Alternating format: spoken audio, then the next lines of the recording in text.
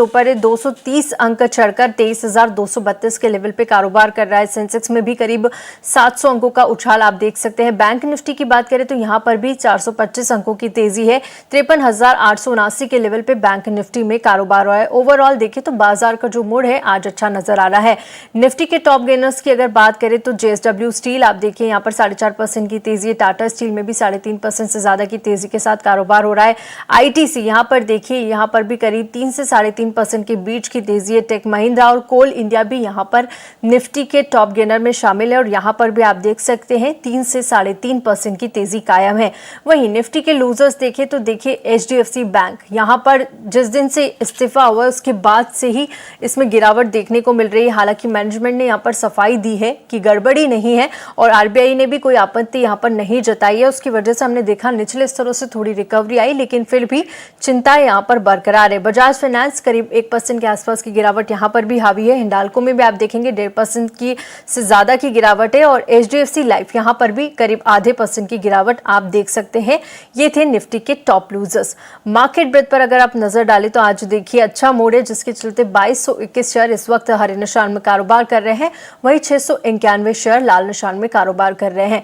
चलिए आगे बढ़ेंगे और निमेश जी भी हमारे साथ जुड़ चुके हैं, उनसे समझेंगे बाजार की चाल को। निमेश जी गुड आफ्टरनून, सबसे पहले बहुत बहुत स्वागत है आपका 18 हाउस स्वदेश पर।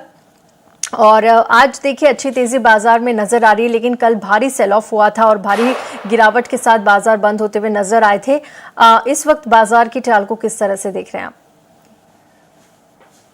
वेरी गुड आफ्टरनून तृप्ति। देखिए मार्केट के अंदर जिस तरह से सेटअप है, एक न्यूज स्पेसिफिक मार्केट है और न्यूज फ्लो के चलते मार्केट के अंदर हम लोग gap up gap down opening देख रहे हैं।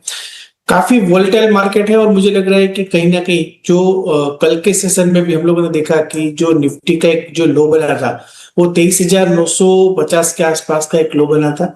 इससे पहले भी ये लो बना के मार्केट में हम लोगों ने 23,750 तक की एक बाउंस बैक देखी थी। तो जिस तरह से सेटअप लग रहा है और जिस तरह से न्यूज फ्लो आ रहा है, कहीं ना कहीं मुझे लग रहा है कि 22,950 का जो लेवल है वो एक सपोर्ट एरिया, एक स्ट्रॉन्ग सपोर्ट एरिया की तरह काम कर रहा है। यहाँ से दूसरी बार हम लोग ट्रेंड रिवर्सल देख रहे हैं और मेरा मानना है कि कल का हाई अगर देखिए आप तो 23,400 के करीब था। अगर मार्केट के अंदर 23,400 के ऊपर निफ्टी निकलती है तो शॉर्ट कवरिंग के चांसेस ज्यादा बढ़ जाएंगे। तो अभी थोड़ा जो है वो मार्केट के अंदर शॉर्ट कवरिंग का मूव आ सकता है, ऐसा मुझे चांसेस लग रहा है। बट लेवल जो रहेगा वो 23,400 का लेवल रहेगा। 23,400 के ऊपर मेरा मानना है कि निफ्टी के अंदर लोग अच्छा शॉर्ट कवरिंग मूव देख सकते हैं, जो ऊपर के अंदर 24,000 तक के लेवल दिखाई दे सकता है। तो ऑल ओवर सेटअप जो है वोलेटाइल है, एक सपोर्ट के पास ट्रेड कर रहा है और 23,400 के ऊपर निफ्टी के अंदर हम लोग रिकवरी की होप रख सकते हैं। ठीक है, 23,400 का एक अहम लेवल है, उसके ऊपर रिकवरी की उम्मीद है। हालांकि वॉलेटाइल मार्केट यहाँ पर बता रहे हैं कि दिख रहा है। चलिए आगे बढ़ेंगे और सवाल जवाब के सिलसिले को शुरू करेंगे। और जो पहला सवाल है हमें यूट्यूब से आया है, नीलेश का सवाल है और इनके पास जो शेयर्स है वो HDFC बैंक के 1000 शेयर है और 723 से अपना बाइंग प्राइस बता रहे हैं। 2024 की खरीदारी और लॉन्ग टर्म का व्यू रख रहे हैं। HDFC बैंक लगातार देखिए पिछले 2 दिनों से यहाँ पर चिंताएं बरकरार है। अतनु चक्रवर्ती का जब से इस्तीफा आया उसकी वजह से हम देख रहे हैं कि शेयर में काफी गिरावट देखने को मिली। उसके बाद हालांकि मैनेजमेंट की तरफ से क्लैरिटी आई है और उनका कहना है कि कोई गड़बड़ी नहीं है गवर्नेंस में और RBI ने भी कोई एक्शन नहीं लिया, जिसके चलते निचले स्तरों से थोड़ी रिकवरी, लेकिन चिंताएं तो फिलहाल यहाँ पर बरकरार है, जिसके चलते 2.25% की गिरावट आप देख पा रहे हैं। लेकिन नीलेश को यहाँ पर प्रॉफिट हो रहा है क्योंकि इनकी जो बाइंग है वो 723 रुपए की है और आज 780 के लेवल पे कारोबार कर रहा है HDFC बैंक। यहाँ पर 57,000 से ज्यादा का प्रॉफिट ये कमा रहे हैं। निमेश आपसे समझना चाहेंगे HDFC बैंक को लेकर जो चिंताएं हैं वो कितना असर डाल रही है। और हालांकि यहाँ पर स्टेटमेंट्स तो आ चुके हैं, लेकिन उसके बावजूद भी हम गिरावट के साथ कारोबार होता हुआ देख रहे हैं। इसके अलावा नीलेश को यहाँ पर प्रॉफिट हो रहा है, तो क्या प्रॉफिट बुकिंग कर लेना चाहिए? HDFC बैंक के अंदर जिस तरह से न्यूज फ्लो आया है, सरप्राइजिंगली एक नेगेटिव न्यूज फ्लो आया है और कहीं ना कहीं कल के सेशन के बाद मार्केट में ये देखने को मिला है कि एक कॉन्फिडेंस जो है वो जिस तरह से मैनेजमेंट ने और RBI ने बैंक के ऊपर कॉन्फिडेंस जताया है, वैसा कॉन्फिडेंस मार्केट को दिख नहीं रहा है। मेरा मानना है कि चार्ट से तो डेफिनेटली वीक है बट एज ए इतने टाइम तक की जो बैंक की कॉर्पोरेट प्रैक्टिस रही है, मेरा मानना है कि यहाँ से एग्जिट करना जो है वो राइट स्ट्रेटेजी नहीं रहेगी। बट फिर भी मैं आपको, मेरी राय यही रहेगी कि आप नीचे की तरफ जो है वो एक 750 का एक ट्रेलिंग स्टॉप लॉस, आपने आपकी बहुत पुरानी बाइंग है 723 की, मेरा मानना है कि 750 का आप स्टॉप लॉस जरूर से फॉलो कीजिए। अगर 750 के लेवल ब्रेक करते हैं तो और भी गिरावट आ सकती है, बट जब तक ये लेवल मेंटेन है, मेरा मानना है कि स्टॉक के अंदर जो है वो एक ऊपर की तरफ बाउंस जो है वो आने वाले दिनों में देखने को मिल सकता है। तो ऊपर मुझे लग रहा है कि कहीं ना कहीं शॉर्ट टू मीडियम टर्म में अंदर जब तक 750 के ऊपर स्टॉक ट्रेड कर रहा है, ऊपर मुझे लग रहा है कि 850 तक के लेवल देखने को मिल सकते हैं। ठीक है, 750 का एक स्टॉप लॉस यहाँ पर अहम है और आने वाले दिनों में भी अच्छे लेवल्स यहाँ पर बता रहे हैं, लेकिन 750 के लेवल को आप यहाँ पर ध्यान रखिएगा। आगे बढ़ेंगे और अगली क्वेरी को शामिल करेंगे। हमारे पास जो सवाल है वो यूट्यूब से आया है। आशीष का सवाल है, बैंगलोर से बात कर रहे हैं और इनके पास गोदरेज प्रॉपर्टीज के 120 शेयर है, 1025 इनका बाइंग प्राइस है। गोदरेज प्रॉपर्टीज के चार्ट पर नजर डाले, 1025 पे इन्होंने खरीदा था, 1567 के लेवल पे कारोबार कर रहा है और आज करीब 1% के आसपास की तेजी नजर आ रही है। पिछले 6 महीने की बात करें तो 25% से ज्यादा टूटा है। एक बड़ा करेक्शन यहाँ पर 23 जनवरी के आसपास भी देखने को मिला था। निमेश जी, गोदरेज प्रॉपर्टीज पर आशीष को क्या सलाह होगी? 64,000 से ज्यादा का प्रॉफिट हो रहा है इन लेवल्स पर इन्हें।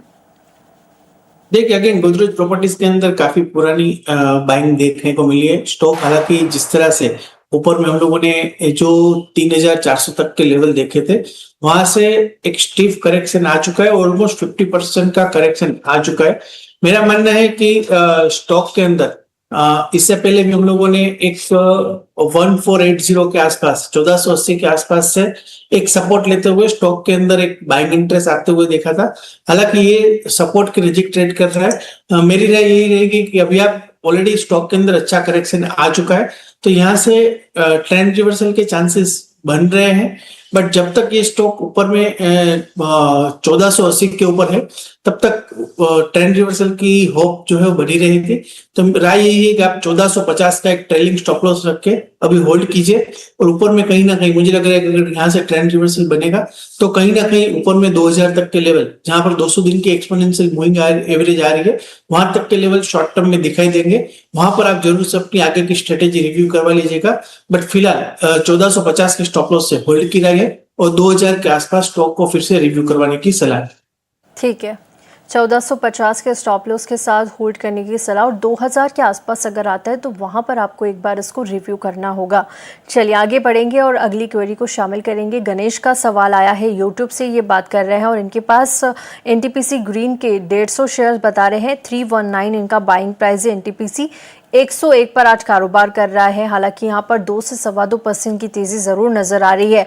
पिछले 1 महीने की बात करें तो यहाँ पर देखिए अच्छी तेजी दिखाई है इस शेयर ने। जिस तरह की जियोपॉलिटिकल चिंताएं थी उसकी वजह से हमने देखा एनर्जी स्टॉक्स में अच्छी तेजी नजर आई और इन लेवल्स पर इन्हें 32,000 से ज्यादा का नुकसान हो रहा है क्योंकि इनकी बाइंग प्राइस से नीचे आ चुका है स्टॉक। एनटीपीसी ग्रीन, निमेश जी, एनटीपीसी ग्रीन में देखिए आज भी अच्छी तेजी है और पिछले 1 महीने में वॉर जब से शुरू हुआ है यहाँ पर एनर्जी स्टॉक्स में अच्छी रैली नजर आ रही है। क्या सलाह होगी इन लेवल्स पर गणेश को? देखिए, मुझे लग रहा है कि एनटीपीसी ग्रीन का जो खरीद भाव है कुछ गलत दिख रहा है, क्योंकि 300 का प्राइस तो कभी भी आया ही नहीं है स्टॉक का। बट फिर भी मैं व्यू आप दे देता हूँ।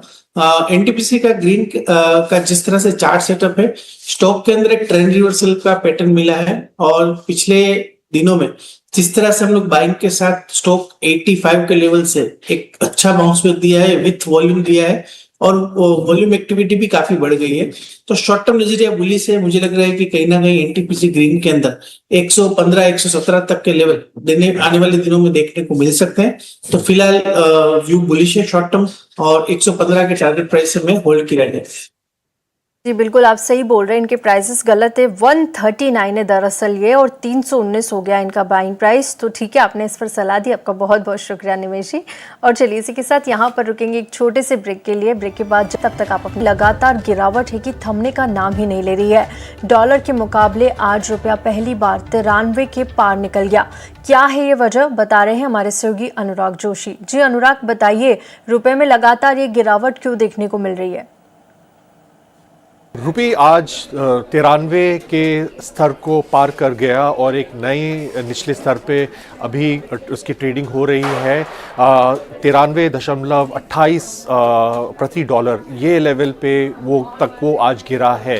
जो तेल की जो आज ट्रेडिंग है दुनिया भर में, और जो तेल पे जो युद्ध चल रहा है ईरान और इजराइल यूएस के बीच में, उसका जो असर है उसके चलते जो रुपी है और बाकी जो एशिया के अन्य करेंसीज हैं, जो इमर्जिंग मार्केट करेंसीज हैं, उन पे इनका प्रभाव दिखा गया है।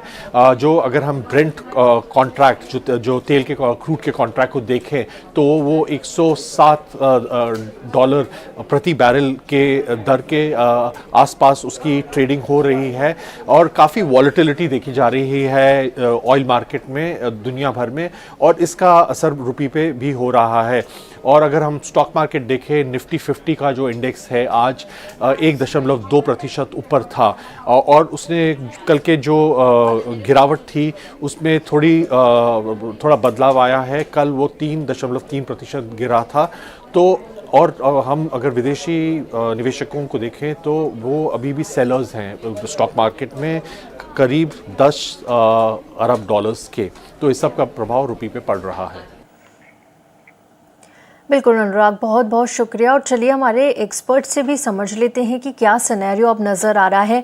निमेश जी, देखिए रुपया लगातार रिकॉर्ड निचले स्तर पे जाता हुआ, डॉलर के मुकाबले जो कमज़ोरी है वो बढ़ती जा रही है। 93 का एक स्तर भी यहाँ पर क्रॉस कर लिया है और डॉलर लगातार मजबूत हो रहा है।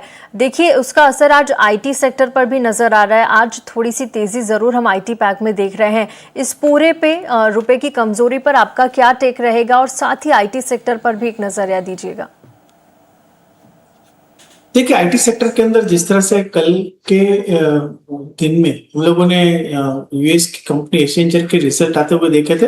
रिजल्ट काफी पॉजिटिव थे, और मुझे लग रहा है कि ये करंट इंडियन आईटी सेक्टर के ऊपर जिस तरह से स्टॉक के अंदर हम लोगों ने करेक्शन आते हुए देखा था, कहीं ना कहीं एक राहत के न्यूज है।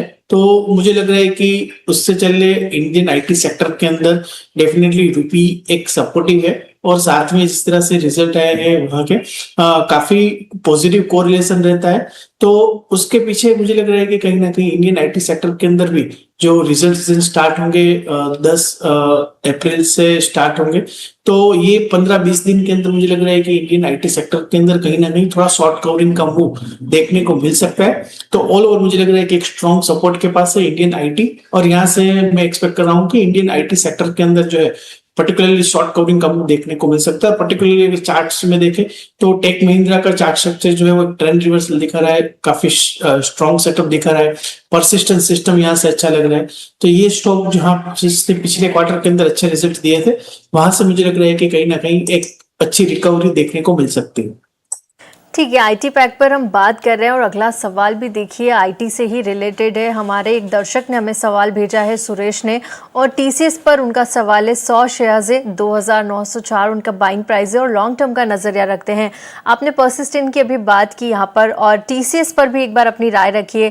TCS आपको कैसा लगता है IT पैक से? क्या यहाँ पर भी आने वाले दिनों में अच्छी रिकवरी नजर आएगी? टीसीएस ने जिस तरह से प्राइस में करेक्शन आया है, काफी डिसअपॉइंटमेंट था। जिस तरह से मार्केट लीडर है और कंसिस्टेंसी अच्छा रिजल्ट देते के बावजूद भी स्टॉक के अंदर हम लोग जो है वो करेक्शन देख रहे हैं। मेरा मानना है कि टीसीएस के अंदर अगर स्ट्रॉन्ग सपोर्ट एरिया की बात करें तो नीचे की तरफ 2300 से लेके जो 2125, जो 200 वीक की एक्सपोनेंशियल मूविंग एवरेज आ रही है, वहां पर एक अच्छा सपोर्ट एरिया देखने को मिल रहा है। तो यहाँ से डाउनसाइड जो है वो मुझे टीसीएस के अंदर कम लग रहा है। हालांकि कोई ट्रेंड रिवर्सल सिग्नल भी नहीं मिला है, और अगर इंडियन आईटी सेक्टर यहाँ से रिकवर होता है तो डेफिनेटली टीसीएस के अंदर रिकवरी के चांसेस भी बढ़ जाएंगे। बट हालांकि पर्टिकुलर टीसीएस के अंदर डेली चार्ट्स के ऊपर कोई ट्रेंड रिवर्सल के सिग्नल नहीं मिले हैं। तो अभी फिलहाल नजरिया यही है कि जब तक ट्रेंड रिवर्सल नहीं मिलता है अभी आप बने रहिए। और नीचे की तरफ अगर स्टॉप लॉस की बात करें तो 2100 का एक स्टॉप लॉस जरूर से फॉलो करिएगा। हालांकि चांसेस कम है वो स्टॉप लॉस ब्रेक करने के, बट अगर 2100 के नीचे जाता है तो और भी गिरावट आ सकती है। मुझे और लग रहा है कि टीसीएस के अंदर यहाँ से बॉटमिंग आउट होना चाहिए, अभी हुआ नहीं है, और अगर यहाँ से बॉटमिंग आउट होता है तो स्टॉक के अंदर शॉर्ट टू मीडियम टर्म के अंदर मैं एक्सपेक्ट कर रहा हूँ 2700 से 3000 तक के लेवल देखने को मिल सकते हैं, यानी आपका बाइंग प्राइस आने वाले दिनों में देखने को मिल सकता है। इससे चांसेस ज्यादा है, बट डिपेंड्स ऑन रिजल्ट। तो फिलहाल आपको होल्ड की राय है, 2100 के स्टॉप लॉस जरूर से लगाइएगा और 2700 से 3000 तक के लेवल आने वाले दिनों में देखने को मिल सकते हैं। ऐसे चांसेस, ऐसी प्रोबेबिलिटी ज्यादा है। ठीक है, आने वाले दिनों में अच्छे लेवल्स दिखते हुए भी नज़र आएंगे, लेकिन आपको एक स्टॉप लॉस मेंटेन करना होगा 2100 तक का, और आप इसके साथ यहाँ पर होल्ड की सलाह आपको आती हुई। आगे बढ़ेंगे और अगली जो क्वेरी आ रही है हमें वो भी यूट्यूब से आई है। अशोक हमसे सवाल पूछ रहे हैं, रिलायंस के 90 शेयर्स है और 1182 अपना बाइंग प्राइस बता रहे हैं, लॉन्ग टर्म का नज़रिया रखते हैं, इन लेवल्स पर देखिए प्रॉफिट हो रहा है 21,663 रुपये का। रिलायंस में 2.5% से ज़्यादा की तेज़ी नज़र आ रही है। निमेश जी, रिलायंस पर क्या सलाह होगी अशोक को? देखिए, रिलायंस के अंदर नजरिया मेरा बुलिश है, मैं आपको होल्ड के रहता हूँ। और जिस तरह से न्यूज फ्लो आ रहे हैं, कुछ जियो को लेकर अगर आईपीओ के लेकर कुछ समाचार आते हैं या कुछ डेवलपमेंट आता है तो वैल्यू अनलॉकिंग की स्टोरी होगी। और मुझे लग रहा है कि जिस तरह से चार्ट सेटअप भी है, स्टॉक के अंदर एक स्ट्रॉन्ग सपोर्ट एरिया 1350 के आसपास बन रहा है। बार बार वो लेवल से स्टॉक के अंदर हम लोग बाइंग आते हुए देख रहे हैं। तो मेरा मानना है कि फिलहाल आपको होल्ड करके रखना चाहिए। नीचे की तरफ अगर 1350 का लेवल ब्रेक होता है कंसिस्टेंसी, तो फिर रिलायंस के अंदर थोड़ी दिक्कत आ सकती है। बट जब तक 1350 के ऊपर स्टॉक सस्टेन हो रहा है, मेरा मानना है कि रिलायंस के अंदर आने वाले दिनों के अंदर 1560-1600 तक के लेवल देखने को मिल सकते हैं। तो फिलहाल नजरिया मेरा बुलिश है, मैं आपको रिलायंस के अंदर होल्ड की राय देता हूँ और 1560 से 1600 तक के लेवल आने वाले दिनों में देखने को मिल सकते हैं। बुलिश नज़रिया रिलायंस पर और होल्ड करने की सलाह आपको आती हुई इन लेवल्स पर। चलिए, इसी के साथ इस सेगमेंट को हम यही समाप्त करेंगे। निमेश जी, बहुत बहुत शुक्रिया आपका हमारे साथ जुड़ने के लिए और हमारे दर्शकों को गाइड करने के लिए। शुक्रिया। Thank you.